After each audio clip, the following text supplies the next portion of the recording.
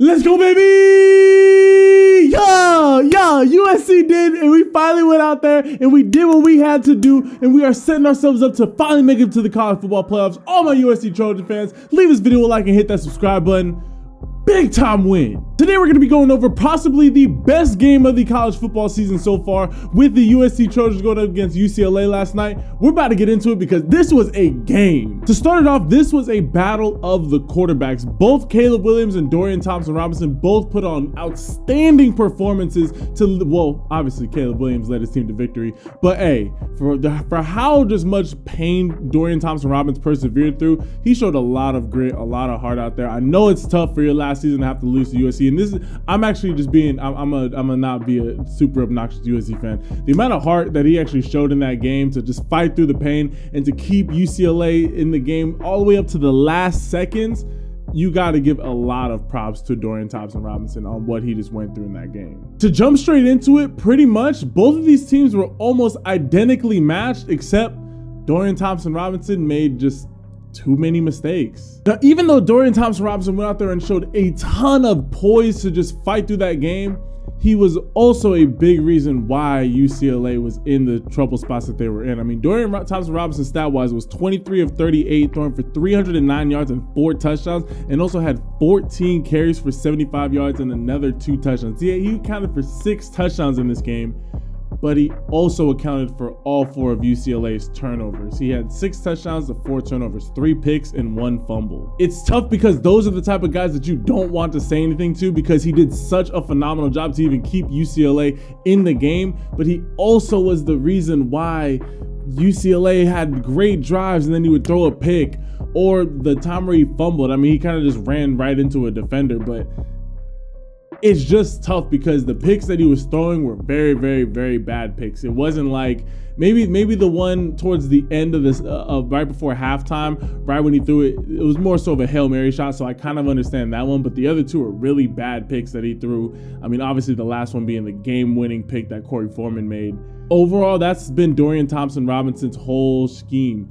He's a great quarterback. He's a guy that you want in the locker room. He's a great leader, great athlete at quarterback, and he has flashes of when he's just an elite arm talent. But then it's just the inconsistencies. He's like a downgraded Justin Fields. The inconsistencies that Justin Fields had in his throwing motion and his physicality, like pretty much take that, but just downgrade him a little bit. And that's Dorian Thompson-Robinson. You have a very good quarterback that if you could develop and you could really teach him to not make those throws and protect the ball a little bit better, you could have a very, very good sleeper quarterback on your hands to whatever team ends up drafting him, because I do believe that he is an NFL level quarterback. However, he does need a lot of polishing when it comes to the mechanics and his decision making with the ball. And to stick with UCLA's defense did a phenomenal job. I know obviously when you look and see that USC had 48 points, it's kind of tough, but when you look at how much they were able to stop USC in that first half, it's actually very impressive. I mean, USC did have 2 missed field goals in the first half, but they also got the ball twice in their own territory because of a Dorian Thompson-Robinson. One of them was an interception. I believe both of them were the interceptions, and UCLA held them to 3 points. Obviously, one was a missed field goal, but still to hold that USC offense to only 3 points out of those 4 drives was extremely impressive. I mean, just to hold USC's offense to a shutout in the first quarter and then sub 20 points in the second quarter, I know it's a kind of a big hiccup, but for where UCLA's defense was, they did a phenomenal job of just trying to contain USC as much as they could. However, USC's offense was just simply too potent, and when USC's defense needed to step up, they made the play that they needed to make. But now switching over to USC, this was the win that we needed. USC, you know, we lost to Utah and it kind of took a little bit of the win out of ourselves, but we are showing that we are able to beat top level teams. This UCLA team is a no joke team. Literally, they have one of the best quarterbacks in the Pac-12 and the best running back in the Pac-12 and one of the best running backs period in the country in Zach Sharpe. They had a lot of offensive weapons, Casimir Allen being primarily the number 1 guy, as well as Jake Bobo. But literally, USC just finally did what we needed to do. However, our defense is our biggest weakness, and it simply cannot, USC cannot sustain winning games like this, winning just massive shootouts where pretty much you're begging one of the other teams to have to punt one time. Caleb Williams did a phenomenal job. Caleb Williams finished off the game with 470 passing yards for 2 touchdowns and a pick, throwing 32 for 43, as well as having 8 carries for 320 yards and 1 touchdown. This dude accounted for 500 total yards of offense. That is a career high for him. He did a phenomenal job of moving the ball, spreading the ball out to all of his playmakers. Jordan Addison being the #1 guy. Jordan Addison, his profession is just staying open. He will find a way to get open anywhere on the field. 11 catches for 178 yards and a touchdown, averaging 16.2 yards a catch, as well as Kyle Ford having big time catches, 3 catches for 73 yards and a touchdown as well. Austin Jones, Michael Jackson III, and Taj Washington both made crucial catches early in the third quarter and later on in the fourth quarter. Overall, the ball just got spread around beautifully by Caleb Williams. He did a phenomenal job of directing that offense. And with Travis Dye going down for the season last week, it was a big question mark on whether Austin Jones could step up to the plate for USC or if USC's running game was going to completely fall out. And so UCLA was going to really be able to just drop all the guys back and really target USC's passing game. But no, Austin Jones stepped up. 21 carries for 120 yards, averaging 5.7 yards a carry and 2 touchdowns. Absolutely phenomenal job of stepping up to the plate and replacing the productivity that a Travis Dye normally would give you. Did a phenomenal job. Overall, USC stepped up. This wasn't a game where they took the advantages that UCLA gave them. They didn't beat themselves too much, besides the first half where they missed 2 field goals and just couldn't. Overall, it took USC a little while just to get warmed up into this game, but once they finally got that lead, they did not let up, and that's something I'm very, very proud of USC for. Finally, they didn't let the pressure of the stage get to them. And that's where the experience of having a winning coach like a Lincoln Riley and a winning quarterback like a Caleb Williams, just bringing that attitude into the locker room of, hey, you know what? We might be down by 1 at halftime, but you know what? It's time to go out there, go get that lead and not give up. Every time that the defense wasn't able to get UCLA's offense off the field, you know what? It's okay. It's on us. We're going to go down there. We're going to get another score. Like constantly, 13 or 14 points in the third quarter and then another 14 points in the fourth. That's just a phenomenal job of just closing out that game. When you have a slow start in the first quarter to then score double digits in each quarter after that, especially when UCLA was doing their best job to try and catch back up. Overall, this was just a phenomenal game all around. And we got to give a huge shout out to Corey Foreman, who made that game-winning pick, played that zone beautifully to ice the game. However, USC's defense needs to step up. We were not able to show any contain to try and keep DTR in the pocket. We did a poor job of tackling. I've said it in my other videos. One of USC's biggest weaknesses is their tackling. We don't drive through tackles. In the first half, it really looked like UCLA was just going to out-physical us. When you have UCLA starting quarterback absolutely mauling, just pile driving through a linebacker or one of our safeties, that's not a good look when the other team's opposing quarterback is out there lead blocking and succeeding.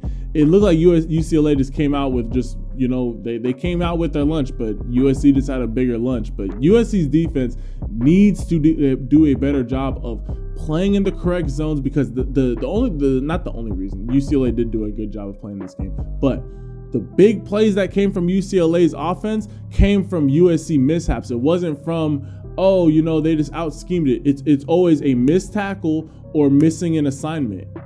And USC has too many of those mistakes. We cannot, the other teams that we would be going up against in the college football playoffs have much better offenses than UCLA does. How are we going to stop a Ohio State? How are we going to stop a potential Michigan? How are we going to stop a Georgia? Maybe Clemson might be in there. Clemson might be pretty easy to stop, I'm not going to lie. But most of the other top teams in the country, they have offenses that we would not be able to stop, and we might not be able to keep up because their defense is going to be that much better. So overall, great win for USC to show the grit, to show the heart to be able to get this big time win in a rivalry game, in an away game. However, still have a lot to do. I'm super optimistic because the hopes are alive to get into the college football playoffs. Really, it's just about what can we do once we are in the college football playoffs. So my final breakdown of both teams. UCLA, this has been a phenomenal year. DTR just he led you as far as he could. He's one of those quarterbacks that he's going to be the I would compare him to a Sean Clifford-esque of Penn State. If you guys pay attention to Penn State football, Sean Clifford does a phenomenal job of, bringing the Nittany Lions back in the third and fourth quarter, showing a lot of heart, but he's also the reason why you're down. That's kind of what DTR is to UCLA. Phenomenal player, but he also is the reason why UCLA gets into a lot of their negative positions. However, if DTR is able to clean up his mechanics and his just thought process when going through reading and defense, he could be a great sleeper pick for an NFL team as a project quarterback. Zach Charbonnet is an absolute animal. UCLA still has a lot of pieces. Chip Kelly's shown that he's doing a great job with UCLA football. So overall, it's gonna be interesting to see how you guys pan out once we all move to the Big Ten. However, things are looking up for UCLA football. And moving to USC football, we finally got the big time dub. It has been so long as a USC fan where at the end of the season, we just don't make that big time win.